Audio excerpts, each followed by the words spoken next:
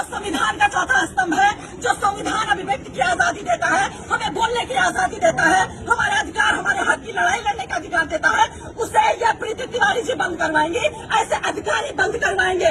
ये कह रही हमारा मूड खराब हो गया। हम मूड खराब होने का जिम्मा नहीं लेते, हम अपना काम करवाने आए हैं। आप पढ़ लिख कर अपनी मर्जी से अधिकारी बनी है, सुनने के लिए, जनता को झेलने के लिए, सेवा करने के लिए अधिकारी बनी है। आप अपने कार्यालय से जनता को दुर्व्यवहार करके कार्यालय से बाहर नहीं निकाल सकती है।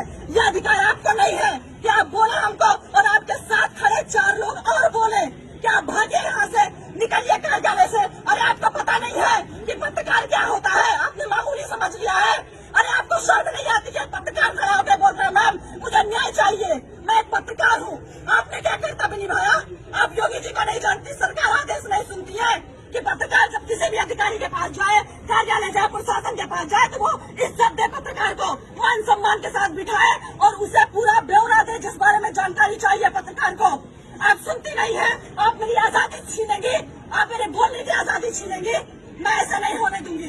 प्रीति तिवारी जी, आपने हमारे जमीन पर कब्जा करवाया है और आप ही उस कब्जे को मुक्त करवाएंगी। मैं कुछ नहीं जानती हूँ।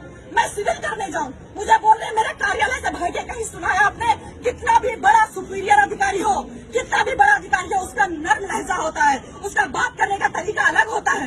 ये कहाँ से पढ़ लिख कर आई है? कैसे अधिकारी बन गए कि इनका मूड खराब हो जाता है एक पत्रकार के सवाल करने से? लेकिन मैं यहाँ पत्रकार की हैसियत से नहीं आई थी। मैं एक पीड़ित लड़की की हैसियत से लखनऊ से दौड़ दौड़ के आ रही हूँ कि मैं पीड़ित हूँ। मैं मुझे न्याय चाहिए। आपके गलत आदेश की वजह से मेरे घर पर कब्जा किया गया। आपने गलत कब्जा कर लिया, प्रशासन ने आपको गुमराह किया। मैं बता रही हूँ, मेरी बात सुनने को तैयार नहीं। आप पहले बाहर जाइए, फिर मैं बात करूंगी। आप पहले बाहर जाइए, मेरा मूड खराब हो रहा है, मुझे गुस्सा आ रहा है, मुझे मेरा गुस्सा शांत करिए और मैं सब साक्ष्य दिखाऊंगी आपको। इनका जितना भी रवैया अंदर किया मेरे साथ, जितना भी ये भूल गई कि मैं पत्रकार बता रही हूँ, लेकिन मैं तुम्हारा कुछ भी कर सकती हूँ। ये भूल गई। इनका सारा रवैया हमारे कैमरे में कैद है। इन्होंने जो बर्ताव पत्रकार के साथ किया, आप सोचिए, अंदाजा लगाइए कि जब ये आम जनता खड़ी हुई, जब इनके पास जाती होगी तो कैसे गूंगे बहरे की तरह खड़ी रहती होगी। इनके आदेश के लिए एक शब्द सुनने के लिए कितना बेचैन रहती होगी कि मैम कुछ तो हमारे हक में फैसला सुना दे, कुछ तो हमारे हक में बोल दे, कुछ तो मेरे साथ न्याय कर दे। इस उम्मीद से जनता यहाँ पर खड़ी रहती है। और इन्होंने अभी कार्यालय का गेट बंद कर दिया और जब मैं परेशान हो गई, मुझे कार्यालय से बाहर निकाला गया, मुझे धक्का मारा गया, मेरे साथ दुर्व्यवहार किया गया, तब मैंने रिपोर्टिंग शुरू की, तब मैंने अपना कर्तव्य निभाया कि आज नहीं तो कभी नहीं। क्योंकि मैं यहाँ 2-2.5 महीने से चक्कर काट रही हूँ। मेरी बुजुर्ग माँ 2-2.5 महीने से आ रही कि मैम आपकी गलती की वजह से अभी तक कोई हमारे घर में घुस नहीं पाया। एसडीएम के गलत आदेश की वजह से हमारे घर पे लोगों ने कब्जा कर लिया, प्रशासन को भेजकर इन्होंने कब्जा करवा दिया।